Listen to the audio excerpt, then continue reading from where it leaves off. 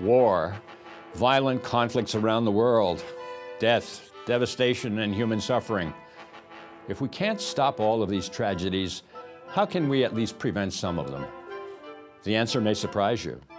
It's called Business for Peace.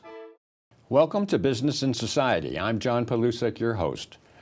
Last year, the United Nations Global Compact, with its 8,000 member companies around the world, undertook an epic commitment to help companies make a positive, long-lasting contribution to peace and development. That commitment is called Business for Peace, and it is a platform of the Global Compact.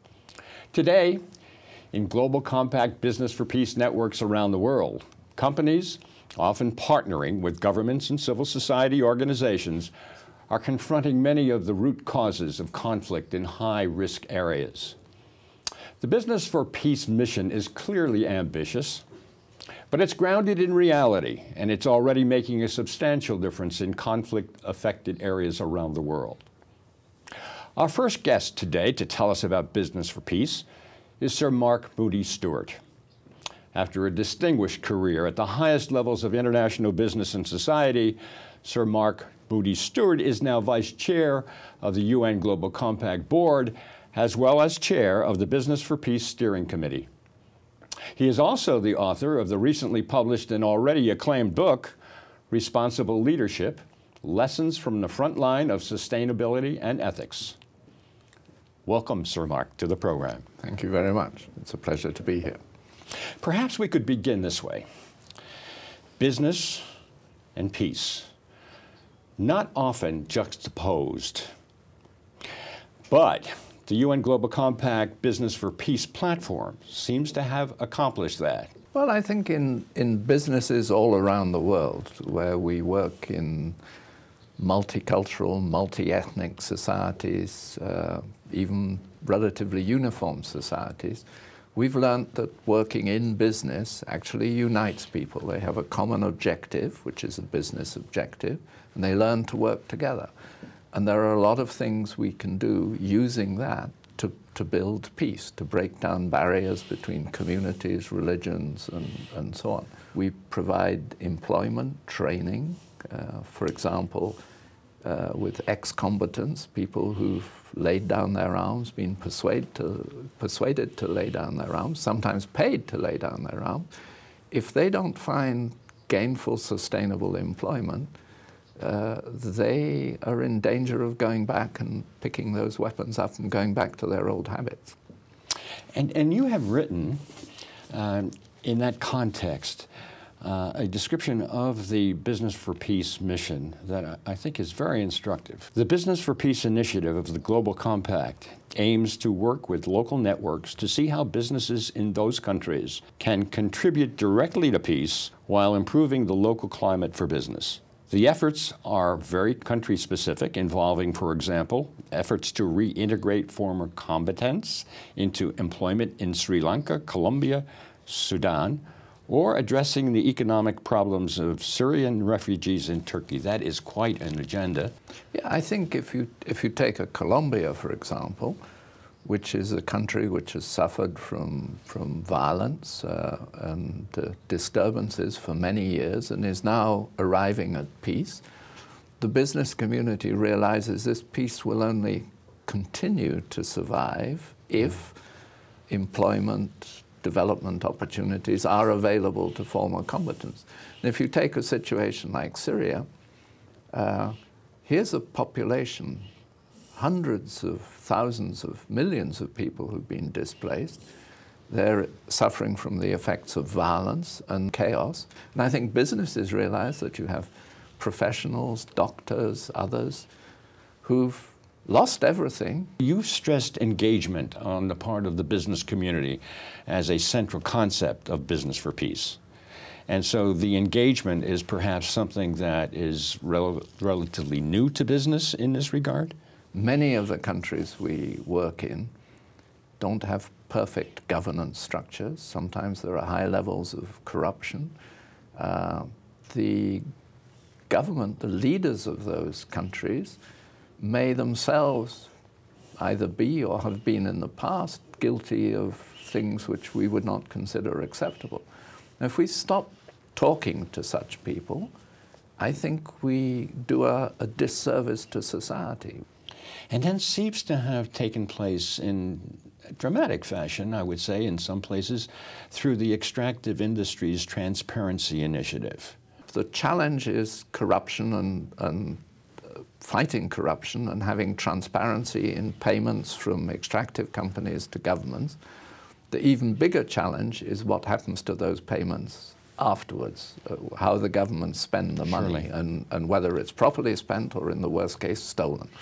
But at least you start off with knowing what's paid and having light shone on the amounts.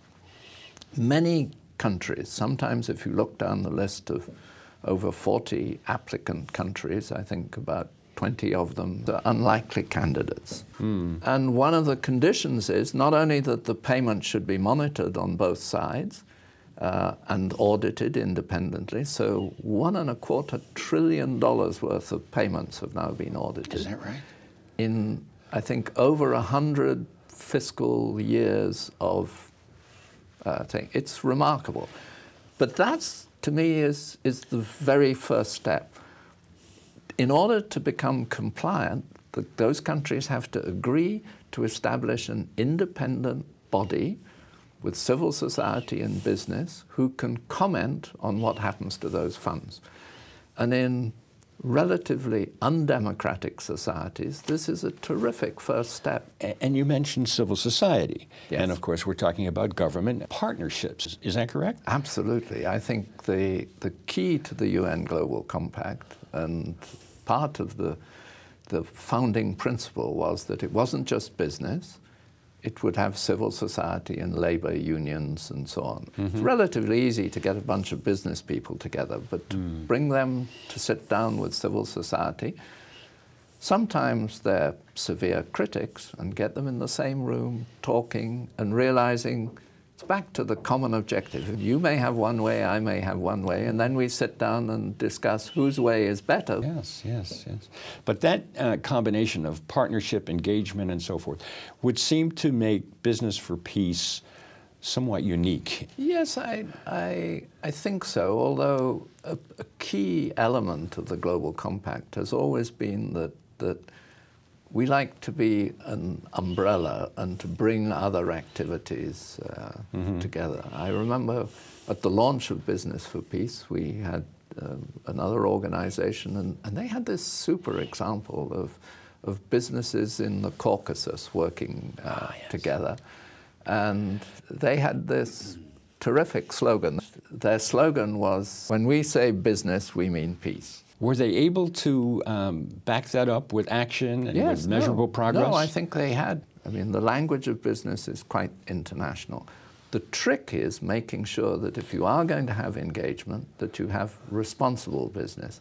And that's how the Global Compact says business is responsible when it reports openly to society on what it's doing. And it's responsible to its shareholders, its owners, but it's also responsible to the public. It puts out what it's doing in relation to each principle. And that report is subject to criticism. It has to be published on the web or in report form. And that's very important. Everything is so transparent: human rights, environment, anti-corruption, and working conditions. And when you mention shareholders, you're going to the business case for doing this, because obviously these days shareholders are interested in the long-term sustainability of organizations, of businesses. What is happening in terms of the relationship with shareholders? There's principles for responsible investment. I think there's been a huge change. I remember going back to the 90s when, in my Shell days, we had our first meeting with shareholders, major shareholders, 50 major shareholders, to talk about what we called were non-financial aspects of business, which included working conditions, health and safety, climate, etc. And they came along and they didn't know very much about it. Now they all know about it, and they come to meetings with your sustainability report and ask testing questions. And they've come to realize that this is an essential part of business. And the Principles for Responsible Investment is a great initiative and now has, I think, $35 trillion under management. $35 trillion. Yeah. Now, let's be fair, probably only 2 or 3 trillion is really, but that's how the Global Compact started. And that seems to be leading to a part of the investment community that is now called, I believe, integrated reporting. Yes. And that has taken root with, I believe, something in 110 companies that are piloting integrated reporting. Including many Global Compact signatories, whereby we assisted them in finding companies who would do this. And that builds, of course, on the work of the Global Reporting Initiative, which had indicators so that companies knew that they were reporting in a standard form. And it also seems to be putting a value on the sustainability programs where the accounting profession is looking at it and financial experts are looking at it. And it gets us around this canard of the only thing that business is interested in is maximizing profitability. I always say Shell, which I worked for much of my life, in the 70s produced business principles with responsibility to different sectors of society, customers, employees, and the responsibilities to our shareholders were to deliver an acceptable return on their investment and protect the value of their investment, taking a long-term view, not a short-term view. And there are so many fine examples of what is happening in the Business for Peace networks around the world. Indonesia, for example, apparently is addressing the tensions perhaps that exist between different ethnic or religious groups. And there is some promise, it would seem to be, to me at least, that has possible repercussions in other parts of the world. I think absolutely. Some years ago, we produced this guidance on responsible business in conflict-affected areas. And in the discussion, we pointed out that this getting employees, supply chains to work together across ethnic or religious barriers is a hugely powerful mechanism. So on the ground, therefore, and fundamentally again, it would seem that the Global Compact platform for Business for Peace is dealing with the fundamental needs and desires of populations in various parts of the world for an improved standard of living, a better quality of life, which lead to perhaps a more stable and secure society wherein conflict is less likely to occur. Absolutely. Whereby a business is contributing to the building of a stable society, which is good for business. Yes. Business cannot operate effectively. You can't have a really good business in a very fractured society. Of course, it's the responsibility of government as well, but to do our bit to join in the battle to achieve peace. And business has the resources that can achieve a great deal in many respects. Yes, we're not talking about pure philanthropy. Absolutely not. Okay, we're not talking about philanthropy at all. At all. Okay, we're talking about good business and this reputation of an organization, which after all is reflected in the soft assets on a balance sheet. No, absolutely. And yet the shareholder is looking for those good things to be done as part of the overall reputation. But it also goes to perhaps a very simple principle, and that is do no harm. And so your policies and your performance, environmentally and otherwise, is a central part of this discussion as well. Yes, but it's also do things which are in line with your business. Vodacom, Safaricom in Kenya, using communications to make sure that you didn't get the wrong sort of communication in relation to Kenyan elections. The same thing in Indonesia on bringing communities together. So these are people who use their technology, things they're familiar with, and apply them in ways which are constructive. A travel company doing work on human trafficking, because that's, I mean, you'd say, why human trafficking? And I said to Marilyn Carlson Nelson once, why is Carlson interested in human trafficking? She said, you know, we're in the people moving business. And core competencies. Core competency, exactly. Yes.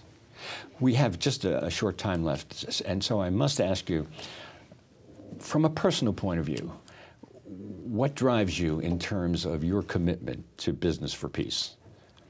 Well, I think it's having lived in many parts of the world and lived in some quite disturbed parts of the world, realizing what a lot business can do constructively to make the situation more peaceful. And I think an essential part of this is to get people exchanging views and having ideas. And there are some great ideas out there. Well, you have certainly manifested that for many decades. And now with responsible leadership, you're spreading the gospel. Well, I hope so. Thank you so much for coming. Thank you very much. It's a pleasure. A program like the UN Global Compact's Business for Peace platform requires great coordination and central support. Our second guest today, Ms. Melissa Powell, has that formidable responsibility. Melissa Powell is head of strategy and partnerships and business for peace at the UN Global Compact. She has been coordinator, manager, and director of many UN Global Compact initiatives since its founding in 2001.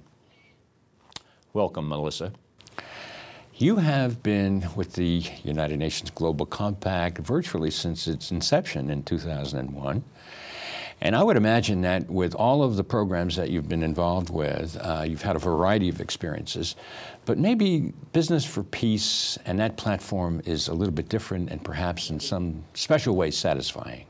Yeah, no, definitely, John. I mean, it's been a fantastic experiment in some ways, seeing the Global Compact grow over the years. But Business for Peace really builds on a decade of work that we have been undertaking with the private sector, really trying to give them support and guidance around how they're operating in high-risk or conflict-affected areas and giving them the resources they need to be responsible businesses.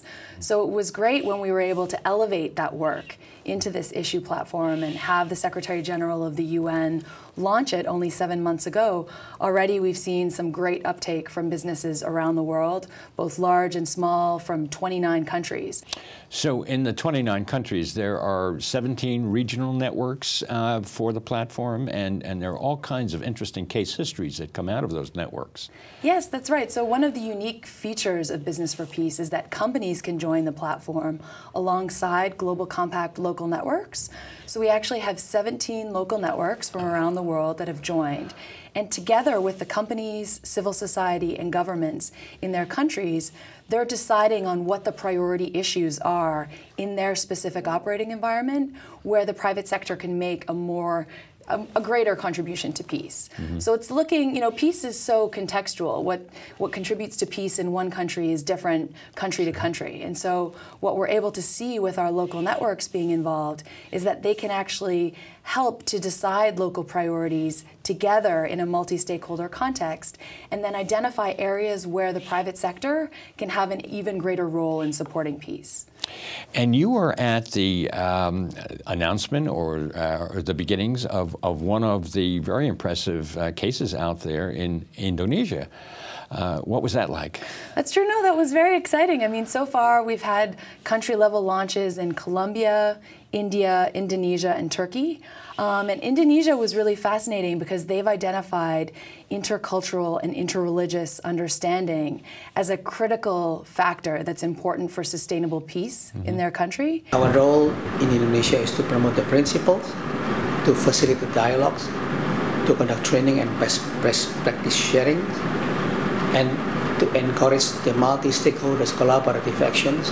Now, how will interfaith dialogues benefit the citizens of Indonesia and the neighboring states? Of course, the interfaith dialogue is very important in a pluralistic society like Indonesia. Dialogue is needed to create inclusive community, and this will reduce the social prejudice from both sides. Dialogue is focused on the social issues rather than the religion matter. This should be followed by concrete actions.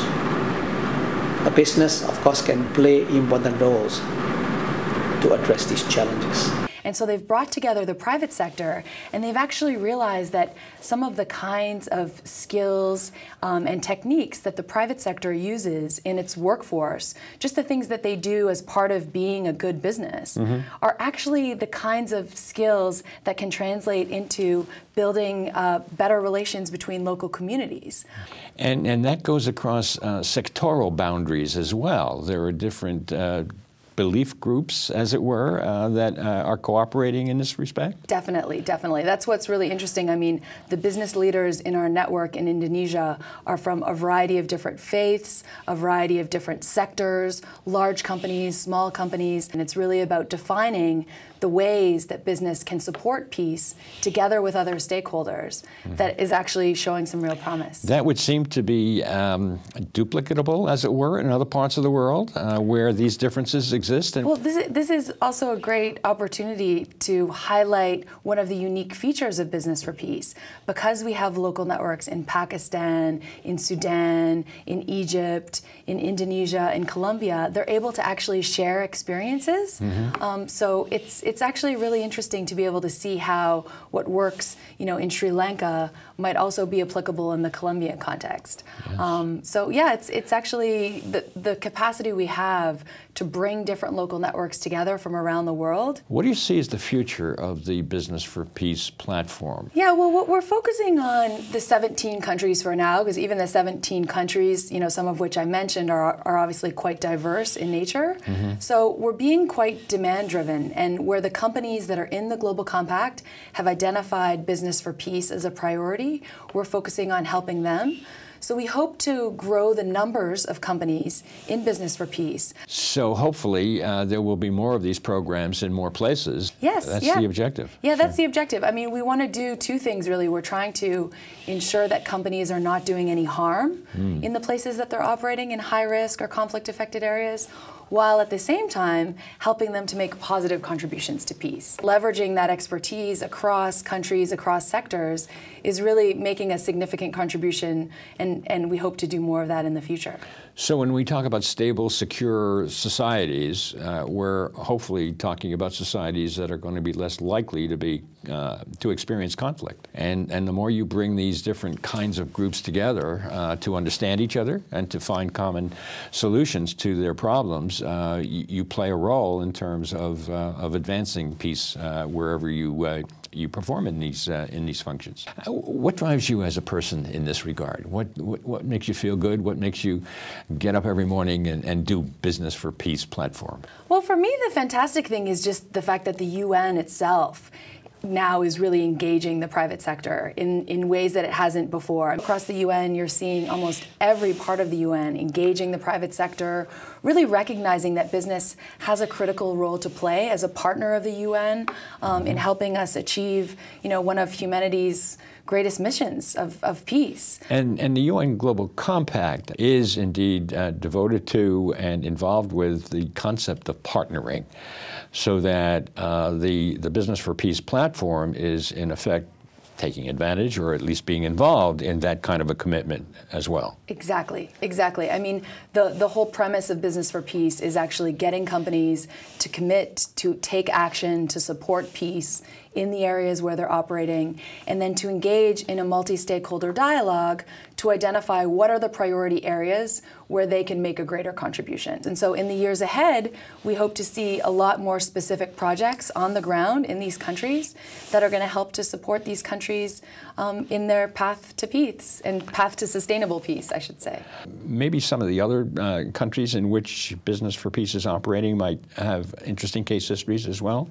Yeah, definitely. I mean, one of the other exciting examples that I think has happened relatively recently has been in our Colombia local network, where they've identified the reintegration of ex-combatants as a critical issue.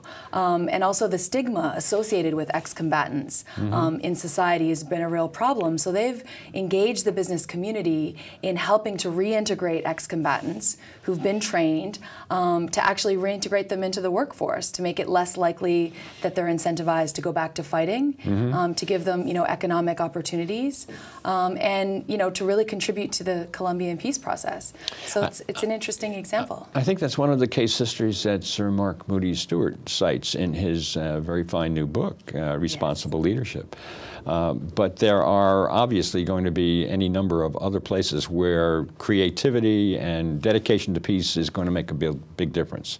And Business for Peace will be there. Yes, definitely. Yeah. Yes. I mean, as the country launches, we have a number of upcoming country launches scheduled for later this year in Pakistan and Nigeria. A few other places are coming on board. So yeah, it's exciting times. I think a lot of people will be somewhat surprised when you cite those countries such as Pakistan and Nigeria and places where there have been really very serious problems that would almost defy a commitment toward peace. But you do feel that you're going to be breaking ground in places like that, or have already, and that some genuine progress is in the offing. Yeah, I mean, I think we're building on the decade of Global Compact experience in the countries. We're using our local networks in those countries who already have dedicated business leaders committed to advancing the Global Compact principles in those areas. Right. And Business for Peace is really helping them to operationalize that commitment. So for Business for Peace, the future is bright. It is. I mean, I think there's still a lot to do. But I think there's a great commitment from a number of business leaders around the world, and we're seeing that increase more and more. And together with other stakeholders in society, I think we can make a real difference. Thank you for coming to the program, Melissa. Thanks, John. I appreciate it.